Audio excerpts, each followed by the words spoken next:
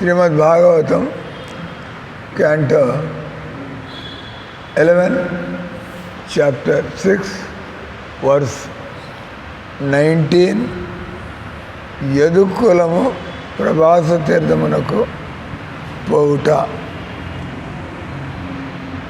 దివ్యస్తవామృతకతో దవాస్త్రిలోక్య పాదావనేజ సరిత సమలాని హంతుం అనుస్రవం శృతివిరంగిరి జమంగ సంగైర్ తీర్థద్వయం శుచిదస్త उपसृत्सन्ति।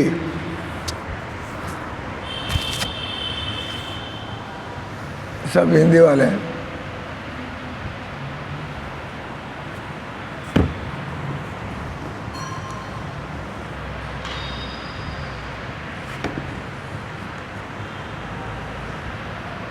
हिंदी बच्चे का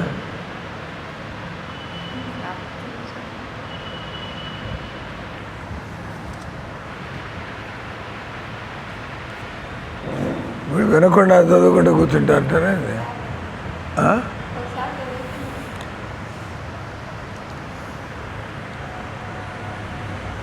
अनुवाद और तात्पर्य श्रील प्रभुपाद की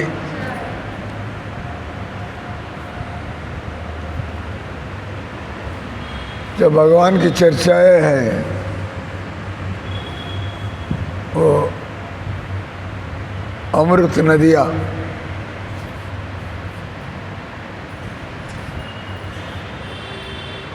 जैसे होते हैं, जैसा पवित्र नदी जो आपकी चरण कमल धोकर निकलती है, गंगा,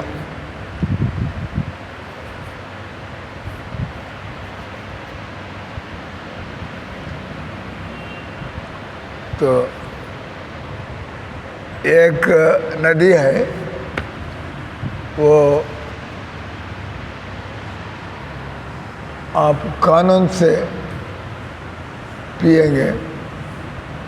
दूसरे नदी है जो गंगा है वो आप मुख से पिएंगे। तो इधर देवतागण आगे ऐसा स्तुति कर रहे हैं। तो आपकी कथा है और आपकी चरणामृत है। कथामृतम चरणामृतम। तो ये तीन लोकों में जितना भी कल्मश है उसको मिटाने वाला है। तीन लोकों में क्या कल्मश है?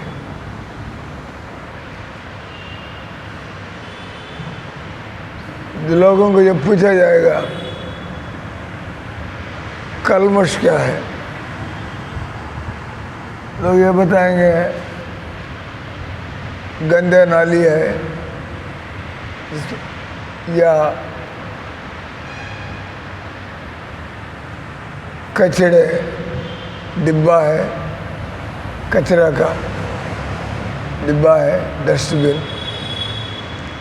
और जो नालियों का पानी है ये तो रोग पैदा करने वाले, तो बुदबुदा मारने वाले और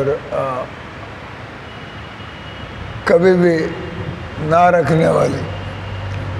तो डेली एम्प्टी द डस्टबिन्स। नाली का पानी निकल जाना चाहिए, नहीं तो कीड़ा पैदा होगा, बास मारता रहेगा।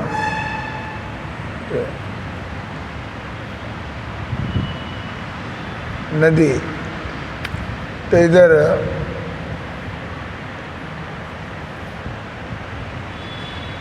कथामृत नदी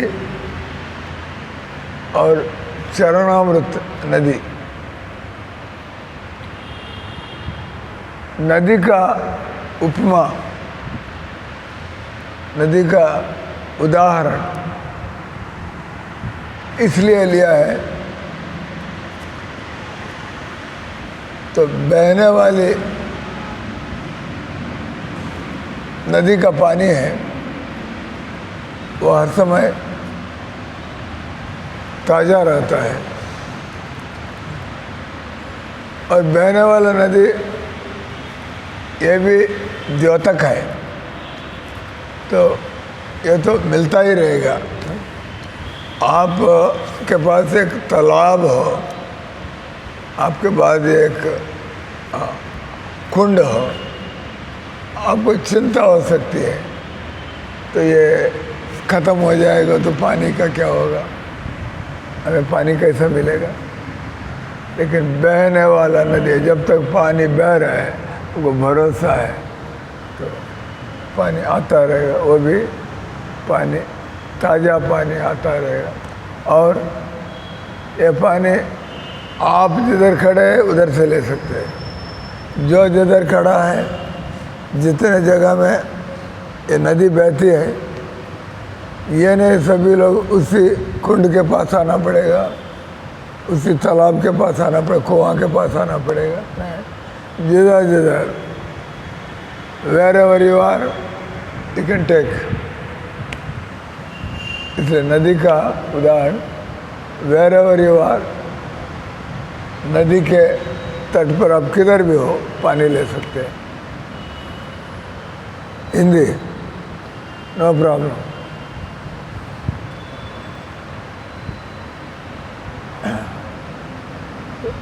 तो किधर से भी, इसमें तो कोई भीड़ भाड़ नहीं लगना है, कोई गर्दी नहीं लगना है, आराम से जिधर आप है ताज़ा, क्योंकि जो एक बार आपने पी लिया फिर आ रहा है पानी। तो नदी की पानी से आपको ताजगी और आपका भरोसा, जितना मर्जी पानी, और कोई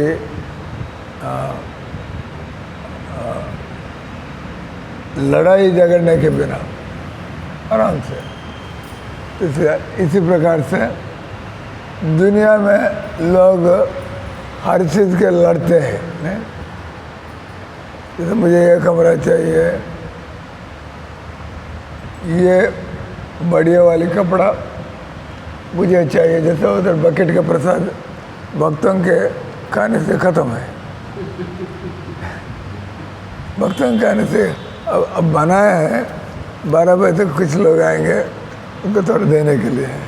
अब आपका अच्छा लगा, महाराज जी खड़े होकर अभी नहीं दे रहे हो, डालो 3 चम्मच डालो, खाते रहो। कोई जिम्मेवारी नहीं है, नॉनसेंस है हमारे लिए। पेट भर तो खाना है, आपको भूखा रहने के लिए नहीं बोल रहे हैं, जितना खा सकते हैं आदमी तो जब संतुष्टि के ढंग से। लेकिन ये बकेट के पास बैठकर खड़े होकर आप संतुष्टि बात मत करो, यह तो इधर संतुष्टि से खाने के लिए नहीं रखा है इधर। ये तो भोजनशाला में जाओ, भोजनशाला में जाकर आराम से जितना आप खा सकते हैं खाओ, ठीक है ना। ये पब्लिक आने के पहले ही बकेट प्रसाद खाली हो गया, ये तो थोड़ा सोचने वाली बात है, सोचने वाली बात है। तो अब हम सोचने के लिए मजबूर हो रहे हैं। अभी भक्तों को माना किया जाए, ये बकेट प्रसाद भक्तों के लिए पहले करता था मैंने, नहीं? पहले नहीं देता था, अब लोग उसको मजाक ले रहे हैं, बस खाओ चलते रहो, ख़त्म हो गया प्रसाद। आता है मेरे पास, ये आती है प्रसाद खत्म है, क्या बांटना है, मैं क्या बोलूँ। हमारा कुछ अंदाज है, अंदाज है क्या है, सैटरडे संडे थोड़ा अधिक लोग आएंगे, एकादशी अंदाज से, ठीक है। या और दिनों में कोई आते नहीं है, तो एक बकेट इसे चलो थोड़ा देंगे, तो इसलिए थोड़ा आप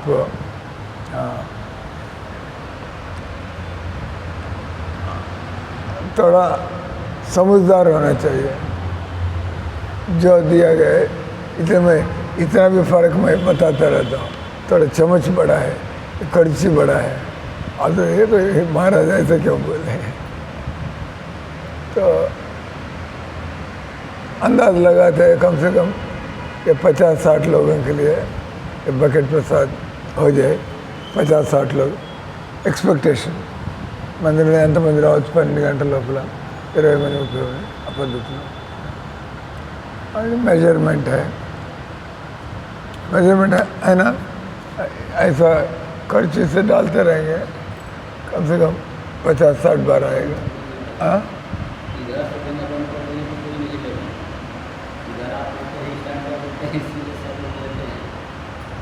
भाई वो बच जा रहा था 12 बजे शाम को सड़ रहा था, चलो थोड़ा देंगे, लेकिन वो थोड़ा से ये मशीन काम करना शुरू करेगा तो थोड़ा से रुकता नहीं है, थोड़ा संतुष्ट कम से कम मुंह के अंदर 5-6 मिनट तो चबाते रहे।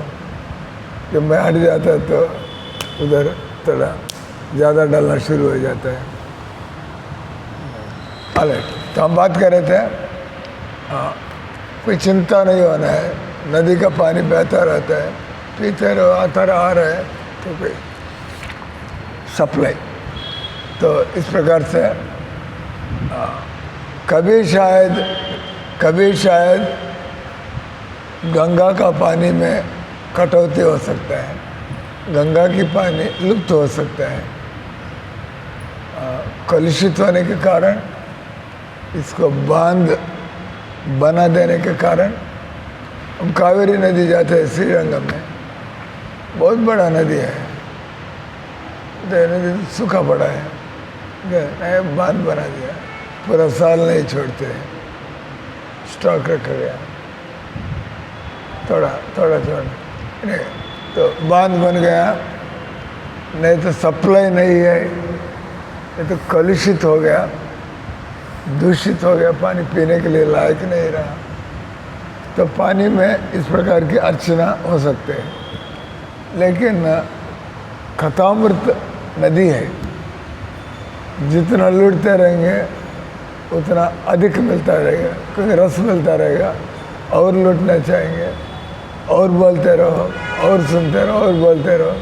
कहने क्या है, कुछ इस दुनिया के जो हमारा प्यास है, दुनिया का हमारा चिंता है, इसके लिए एक ऐसा भगवान ने नदी प्रवाह दिया है जिसको हम तव कथामृतम, तो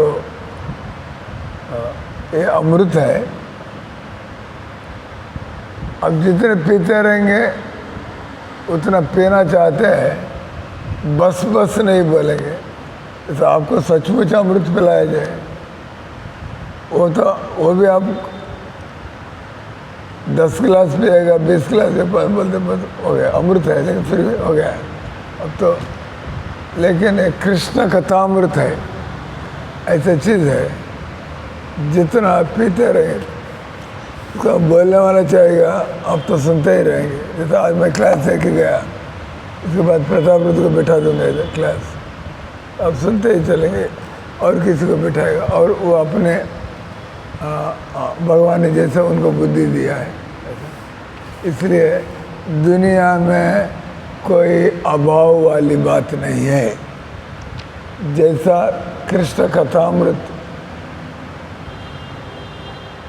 अतुलनीय है, कृष्ण कथामृत अनंत है, और आप लेते रहेंगे। दुनिया में कुछ चीज़ों का तो ज़रूरत है, कम ज़रूरत है, लेकिन फिर भी ज़रूरत है, खाना है, ज़रूरत है, यानी इतना हम खा सकेंगे, लेकिन जितना हम खाते उतना तो ज़रूरत है। आप कृष्ण कथामृत को पान करते चलेंगे, बाकी सब भी मिल जाए, क्योंकि आपके अंदर योग्यता आ जाएगा। कृष्ण कथामृत पीते रहेंगे, सत्वगुण में आ जाएंगे, दिव्य गुण में चले जाएंगे। सत्वगुण में आने पर अब पाप नहीं करेंगे, पाप नहीं करेंगे तो अभाव किधर से होगा। आप सत्वगुण से भी परे हो जाएंगे, तो भगवान आपके पीछे पीछे चलना शुरू करेंगे, जो आपके अंदाज से भी, आपकी कल्पना से भी इतना कुछ होने लगता है, कुछ आनंद हो, आनंदाम्बुधि, तो समुद्र जैसा आनंद मिलने लगता है। अभी तो हमको लगता है अभी हम सफाई की स्टेज में है। हमारा भक्ति वो आनंद लेने की स्टेज में नहीं है, पहुंचा नहीं है, क्योंकि अंदर का कचरा सब निकल जाएगा, तब कृष्ण का नाम अंदर जाएगा। एक वो है ना, कैसा कृष्ण कथा, शरीर बिगड़ा पड़ा हो, आपका पैर बुढ़ापा की वजह से पैर सिकुड़ गया है, या पैर अब हिल नहीं सकते, टाइट हो गया है, तो जगन्नाथ दास बाबा जी 100+ बाड़ी सब ये हो गया। तो लेकिन उनको जब योगपीठ पर लाया था और उधर गौरहरि का नाम ले रहे थे, ऐसे तो कितने साल हो गए वो खड़े होकर, कितने साल हो गया वो नाच के, और उम्र कितना था, लेकिन उस सिद्ध स्थान में, सिद्धपीठ, इसका जितना घटिया भी आदमी है तो जाएंगे, आपको फ़ायदा बहुत हो गया है। आप उसको कम अंदाज मत लगाओ। मायापुर नवद्वीप में जाते हैं, कुछ भी हो, कलम कुछ अखबार पढ़ रहा था, अखबार नहीं, इस्कान का खबर पढ़ रहे थे। मायापुर में सभी भक्त लोग चिंता जता रहे, तो किसी ने बोल दिया ये समय अधिक दूर नहीं है, जो हरे राम हरे कृष्ण वाले जो बहुत बड़ा गुंबद वाली मंदिर बना है, ये हमारा मस्जिद के लिए बड़ा बढ़िया रहेगा, तो मस्जिद हो जाएगा समय से। तो उसमें कोई मजाक वाली बात नहीं है, इसमें कोई हल्का वाली बात नहीं है, ये तो बहुत गंभीर बात है। क्योंकि केवल कुछ सैकड़ों लोग, कुछ सैकड़ 300-400 लोग भक्त लोग रहते हैं, लेकिन सारी इलाका मुसलमान लोग घेर के रखा है। एक बार टूट पड़ेंगे तो कौन क्या कर सकता है। इधर मंदिर में रात मुझे नींद नहीं आ रहा था, कि बांग्लादेश के बारे में पढ़ रहा था, नींद नहीं आ रहा था। अभी इस मंदिर के अंदर 10-12 मुसलमान लोग घुस के, वो लोग हथियार ले आके आपको मारना भी जाए, वो देखते ही अब भाग जाएंगे, आपका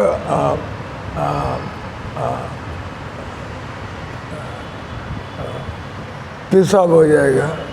वो लोग ऐसा कुल्हाड़ी को लेके, अपने कैसे चूरी को लेकर, आप ऐसे अलग अलग होता है, चाकू अलग होता है, जो बड़ा पेड़ काटने वाले कत्ती बोलते हैं, आप क्या बोलते हैं, बड़ा कुल्हाड़ी तो लकड़ी का हैंडल होता है, लेकिन एक बड़ा हैंडल वाली तलवार बोलो चलेगा, लेकिन तलवार तो थोड़ा नाजुक रहता है। हाँ, अभी काटेगा वो, आज देखेंगे अशोक पेड़। तो कहने गए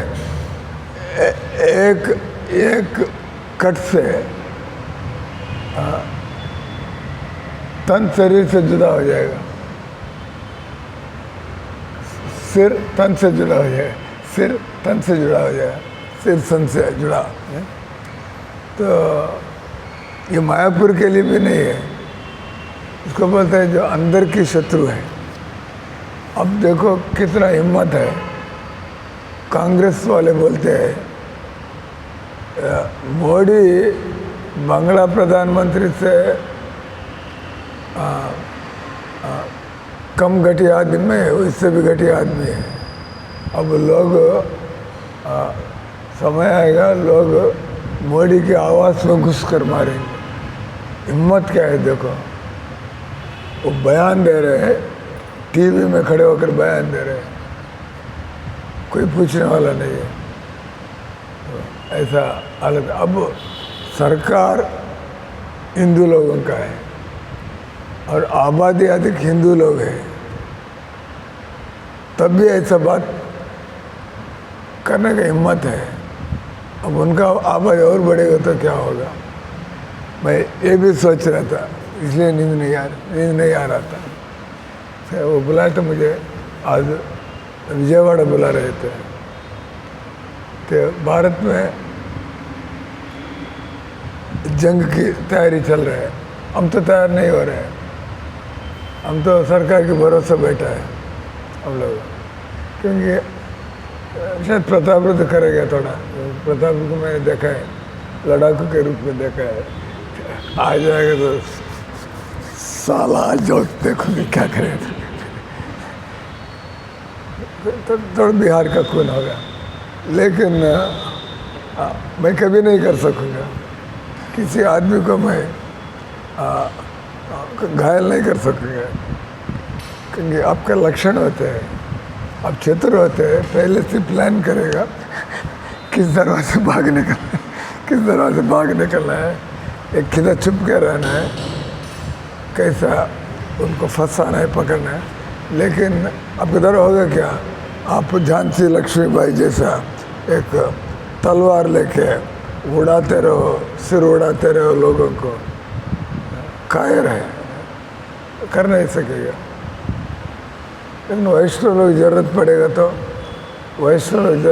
तो करना पड़ेगा, क्योंकि वैष्णव कभी बोलते ना, वैष्णव के बारे में प्रभुपाद जी ने बोला था, वैष्णव दूसरों पर हमला नहीं करेगा और अपने ऊपर हमला होने नहीं देगा। आप हमला नहीं करेंगे, इसका मतलब ये नहीं हम चूड़ियाँ पहन के बैठा है, कान में फूल रखे बैठा है। नहीं, समय आने पर तो मरेंगे लेकिन झुकेंगे नहीं, मरेंगे लेकिन झुकेंगे नहीं। तो मरना तो है, कायर होकर भागने में क्या होगा। आप कुछ कोशिश करने के बिना ही मौत की ग्रास बने, कम से कम लड़ने के लिए शुरू होगा, भगवान आपको साथ देगा। पहले आपका हाथ उनकी गले पर चले जाएगा, उनको दबा के रख सकते हैं। तो कहने गया है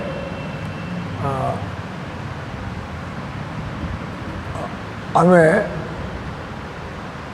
क्या करना चाहिए, ये नहीं हमारे राम हरे कृष्ण हरे राम हरे कृष्ण भगवान आके अब इतना भक्ति थोड़ी कर रहे हैं क्या है, आप इतना शुद्ध भक्त बनाए क्या है।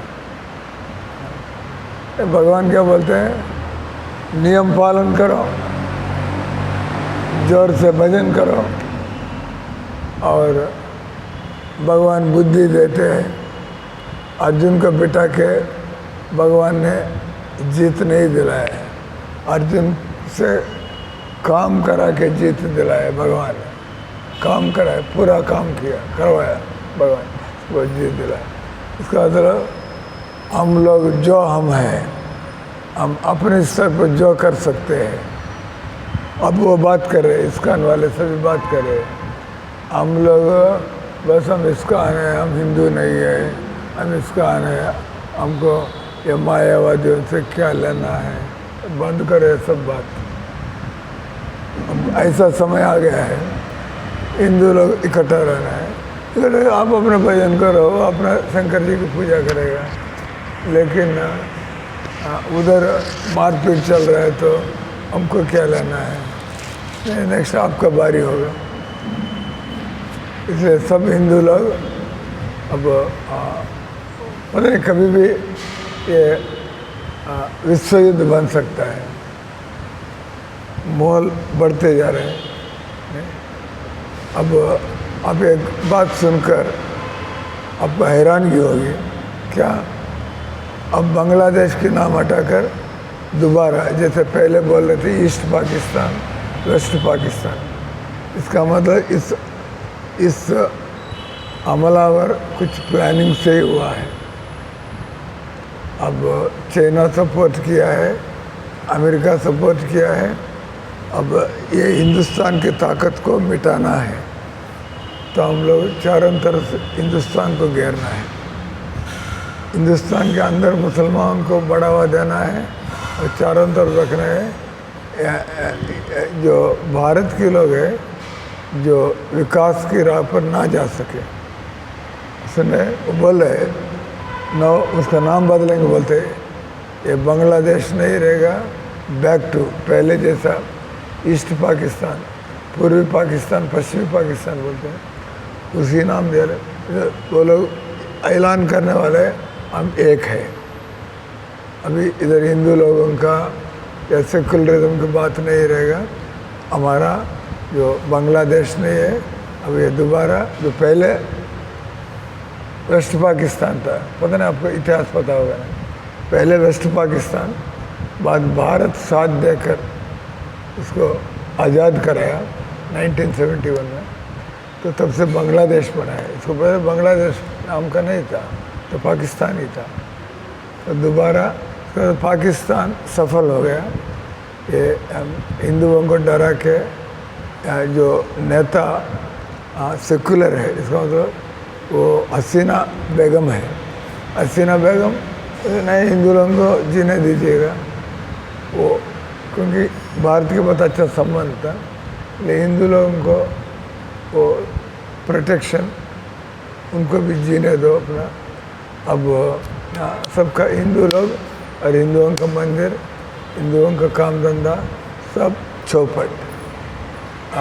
उधर का जो सेक्रेटरी है इस्कान का, उसका नाम चारू चंद्र प्रभु, जैसे इधर रेवती रमन है, उन्होंने एक मेल लिखा है इसका। तो सरकार हमको प्रोटेक्शन नहीं देगा तो शायद हम लोग इधर से चले जाना पड़ेगा, बोल रहा था। सरकार प्रोटेक्शन है तो क्या होगा, कौन आएगा? भगवान तो बुद्धि दे रहे हैं। अब वो लोग कोशिश करे, मोदी जी थोड़ा इंटरेस्ट ले इस्कान में, हिंदुओं में कुछ करे। एक बड़ा गंभीर मामला है, ना आप कदम आगे बढ़ सकते ना पीछे हट सकते। आगे बढ़ेंगे तो दूसरे देश की अंदरूनी बातों में आप दखल डाल रहे हैं, आप ये कर रहे हैं, उसको जगह भड़का देगा। नहीं लेंगे, हिंदू लोग मर रहे हैं, हम देखते कैसा रहेंगे, माइनॉरिटी है, नाजुक है, तो चुप रहेंगे। अपने हिंदू लोग घुसपैठिए चल रहे हैं, परिस्थिति देखते रहो कुछ दिनों में। हम जानते हैं ये तो 15-20 साल के बाद ये होगा, लेकिन जो आसुरी शक्तियाँ हैं ऐसे उनकी ताकतें बढ़ते जा रहे हैं, क्योंकि हम हिंदू लोग इकट्ठा नहीं है। हम हिंदू हमारे दिया हुआ जो डेमोक्रेसी में जो मौका है, हम लोग उसको गंभीरता से नहीं लेकर, ना वोट डालने के लिए नहीं गया, नहीं तो अपने कुर्सी के लिए बीजेपी को हराओ, तेलुगु देशम पार्टी को लाओ, नहीं तो SR को लाओ, नहीं तो समाजवादी पार्टी को लाओ, ऐसे जा रहे लोग, है कि नहीं? तो बोलते हैं देखो इतिहास गवाह है, और हुआ था, हो रहा है, अब बड़ी पैमाने पर होने जा रहे हैं। पता नहीं आप हरियाणा जाने के समय तक गाड़ी वगैरह जाएगा, कैंसिल हो जाएगा। ढाका के लिए सब फ्लाइट्स बंद है, उधर के भारत के जो लोग, भारत हिंदू लोग नहीं, भारत के लोग हैं, उनको कैसा जिधर जिधर वो लोग फंस गए, कैसा भारत वापस ले आए। तो इधर हम जो पढ़ रहे हैं,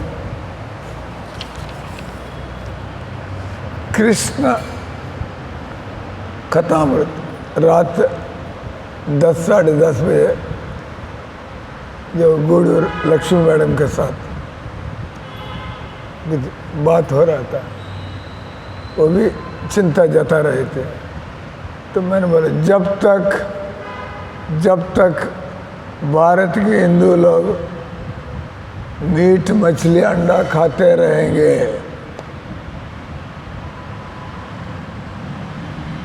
ये मुसलमानों का ताकत बढ़ता ही जाएगा, क्योंकि हमारा ही कर्म हमारे सिर के ऊपर लटका हुआ है, हमारा किया हुआ कर्म हमारे सिर पर लटक रहा है।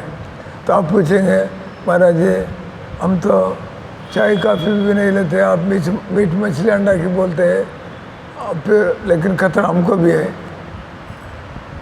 क्या हिंदू लोग हिंदू जैसे रहते हैं क्या? क्या ये लोग प्रचार करते हैं क्या? ये लोग संगठित होते हैं क्या? अन्याय हो रहा है तो भगवान अक्ल दे रहे हैं, अन्याय हो रहा है तो सामना करो संगठित होकर। लेकिन मेरे तक नहीं आया ये खतरा, मैं क्या अपना नाक घुसाना है, करो। अब उनके घर में कुछ और है तो नाक नहीं घुसाए, तुम्हारे घर पर करेगा तो कौन नाक घुसाएगा? तो औरत लोग टारगेटेड है, क्योंकि कलिकाल में अब बोलते हैं उसी समय द्वापरी के अंत में द्रौपदी को नंगा करने के लिए भरी सभा में, तो ये सभ्यता का पूरा गिरावट है। ये औरतों को तमाशा बना के नचाओ। वो क्या कर रहे हैं पता है? पता ना, आप देखा नहीं देखा? हम कितने औरतों को नंगा करके छोड़ा है, देखो वो ब्रास होते हैं ना, वो सब दिखा रहे थे जेंट्स जो मुसलमान लोग। तो आप अंदाज लगाए इतना कितने और औरत बाजार में नंगा घूमना पड़ रहे हैं, दिखा रहे थे। 10-20 लोग 2-2 ब्रा लेके, देखो। तो ये कोई दूर नहीं है भारत में, क्योंकि बांग्लादेश कुछ नहीं, भारत में कितने मुसलमान हैं? 30 करोड़ मुसलमान हैं, 30 करोड़ मुसलमान है। टूट पड़ेंगे तो पुलिस किधर जाए? आपके घर पर आएगा, इनके घर पर जाएगा, किधर जाएगा बेचारा? हाँ, तय रखते हैं। मुझे कभी समझ में नहीं आता है क्यों वो लोग अपनी ज़िंदगी क्यों नहीं जीते, लोगों को आराम से जीने क्यों नहीं देते? इसका मतलब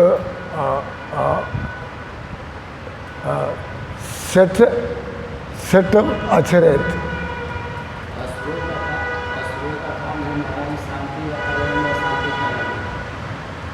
भागवत में आते है, सेट तुम दुंडगी लोगों के साथ, दुष्ट लोगों के साथ उसी प्रकार से जो योगी आदित्यनाथ करते हैं या हेमंत विश्वास करते हैं, थोड़ा मोदी साहब थोड़ा आगे पीछे देखना पड़ता है।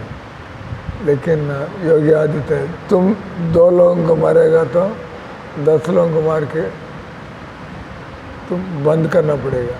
क्या करेगा? मैं एक लिख रहा था, शेर को तुम क्या तुम उपदेश देगा? शेर को तो डंडा से हिलाना पड़ेगा काम, मारा एक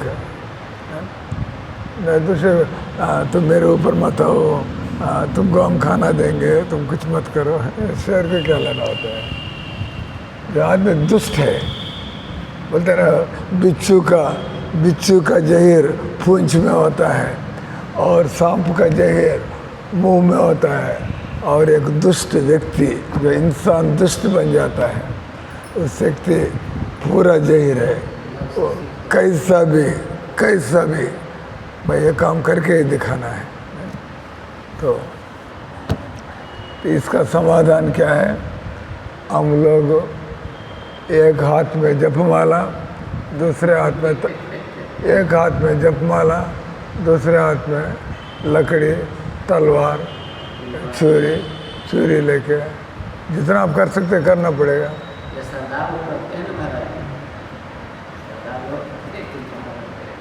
अब उन लोगों को गुमराह किया गया है, तो उन लोग भी गुमराह किया गया। वो भी भारत से लड़ना चाहते, वो सभी लोग भारत से लड़ना चाहते, खालिस्तान बोलते हैं। हमको भारत से क्या लेना है, हमारा पंजाब मुल्क को अलग कर दो। इसलिए आप सोचना, जब आपके टिकट का समय तक हालत क्या होगा देखेंगे उस समय। इसलिए मैं बोला बनाओ नॉनसेंस, बनाओ, किधर जाके देखेंगे, अपने आप में नहीं जाऊँगा। बोले अरे बैठे रहो, ठीक है ना, बैठे रहो। आपका भाई भी फ़ोन किया, वो मत आओ इधर, ठीक है ना। ऐसा बुखार बढ़ते जा रहे हैं। इंटरनेट की वजह से काफ़ी भड़कावा चलते रहे हैं, काफ़ी भड़कन चल रहे हैं। कुछ हो रहा है तो उसको 10-20 बढ़ा के वो बात करो, नहीं। तो ये सबका समाधान है, लोग पागल उन्माद ना बन जाए। लोग मानव जीवन में भगवान को मानना पड़ेगा, भगवान के नियमों को मानना पड़ेगा। आप भगवान की दिया हुआ लक्ष्य को लेना पड़ेगा। हम इधर लड़ के तुम जीतेगा मैं जीतेगा नहीं, दोनों मरेंगे। तुम जीतेगा मैं जीतेगा वाली बात नहीं है, हम दोनों मरेंगे।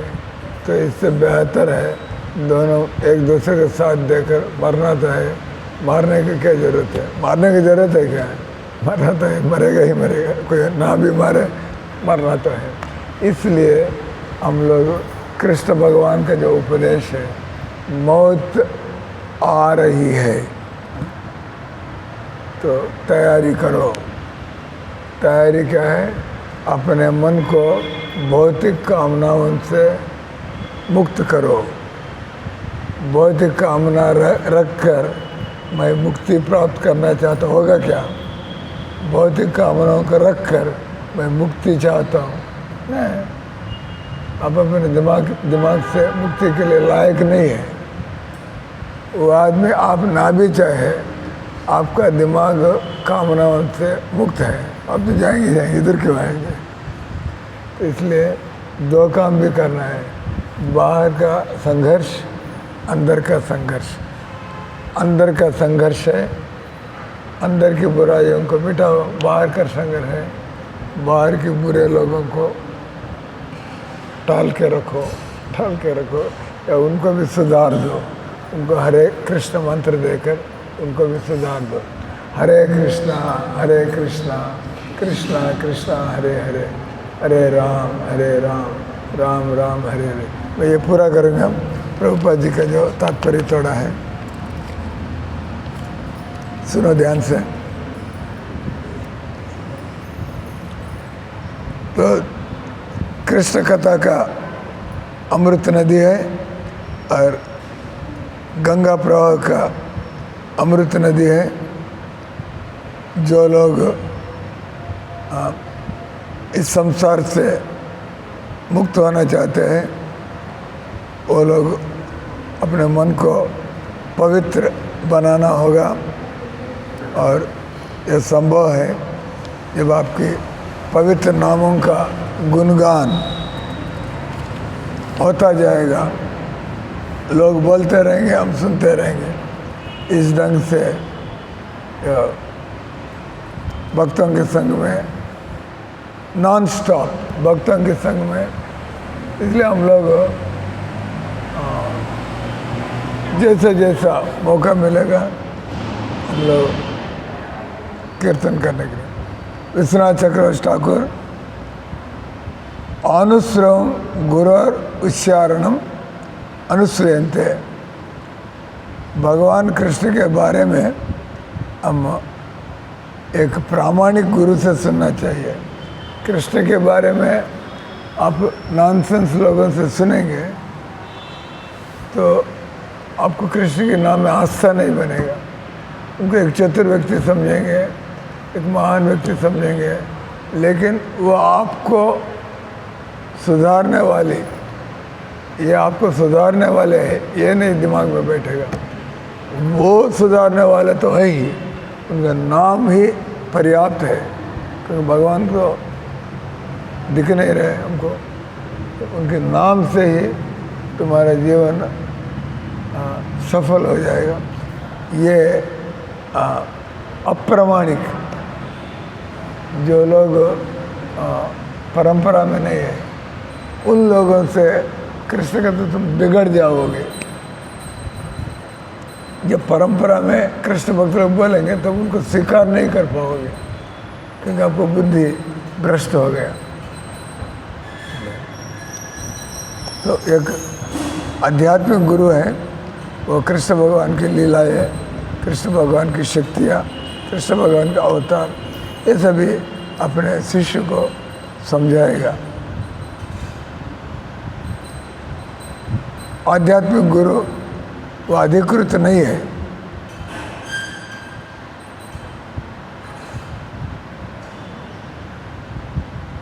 ये गुरु परंपरा से हो और शिष्य नम्र और श्रद्धालु। नम्र का मतलब श्रद्धा से, नम्र का मतलब करना है, जो श्रद्धा से सुनते उसको आप करो। भगवान कृष्ण पर भरोसा रखो, कृष्ण की सेवा करो। ये मत सोचो मूर्ति पूजा करने में क्या होगा, डोंट थिंक लाइक दैट।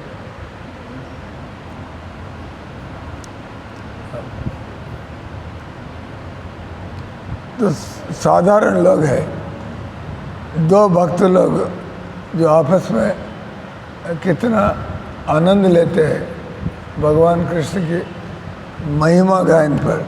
महिमा गायन से सामान्य लोगों को ऐसा अनुभव नहीं मिलता है, लेकिन श्रद्धा से सुनेंगे तो ये नष्ट कर देगा आपके हृदय का जो कल्मश है। तो असली कल्मश क्या है?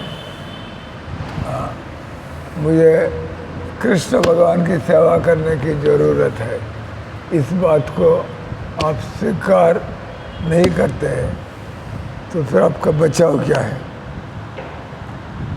तो दूसरे अमृत है चरणामृत। जो गंगा जल, जिधर गंगा बहती है, इधर आप अभिषेक करके, उसमें अंतर है क्या? अब मंदिर में मूर्ति का अभिषेक करते हैं, उनकी शरीर से, चरणों से पानी बर्तन में इकट्ठा होता है, उसमें और गंगा जल में अंतर है क्या? इसका मतलब भगवान कृष्ण के मूर्ति रखकर उसको अभिषेक करके वो जल लेते हैं डेली, हर दिन। तो इसका मतलब आपका आस्था है, कृष्ण की आर्ष वगैरह पर पानी डालते हैं, वो निकला हुआ पानी वो साधारण नहीं है, क्योंकि कृष्ण भगवान के शरीर से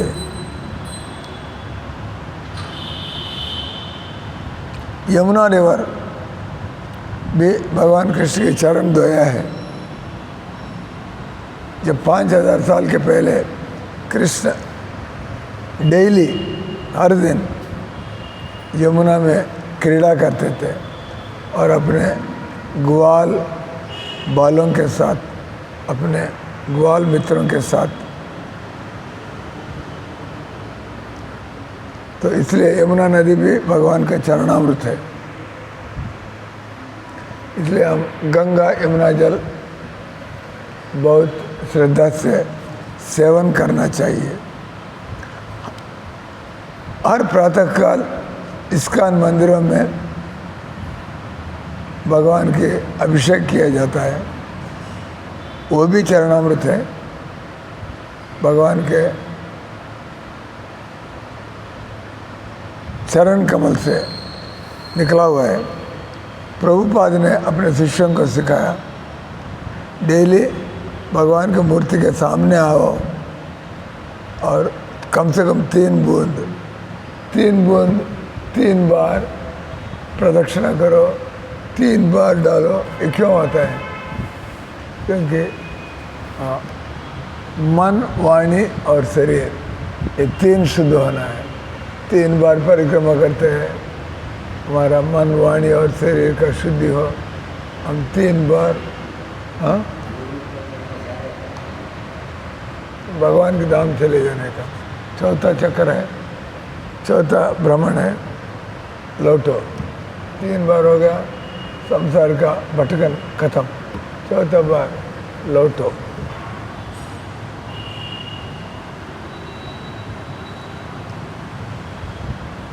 तो इस प्रकार से सरलता से हम अपने हृदय को शुद्ध कर सकते हैं और आनंद की अनुभूति प्राप्त कर सकते हैं।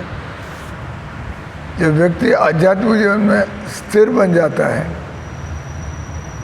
वो दोबारा इस संसार में जन्म लेना नहीं पड़ता है। शुचि सदा 4था लाइन में यह महत्वपूर्ण है। वो अपने कार्यों से शुद्ध हो, उसको हम बोलते हैं प्रवृत्तिंचा या किम कर्म, नहीं तो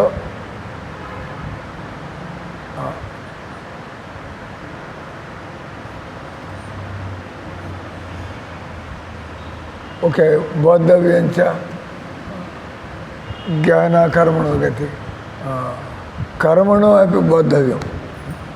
तो कर्म हम जानना पड़ेगा ये 3 श्लोकों में इसी प्रकार से। तो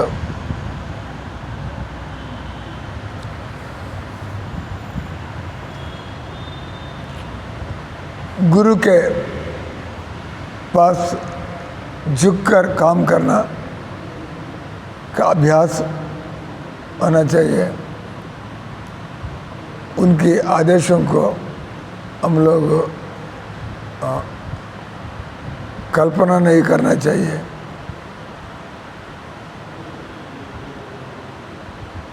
क्योंकि जो दुनिया में भटका हुआ मन है वो अपने विचार करती रहती है,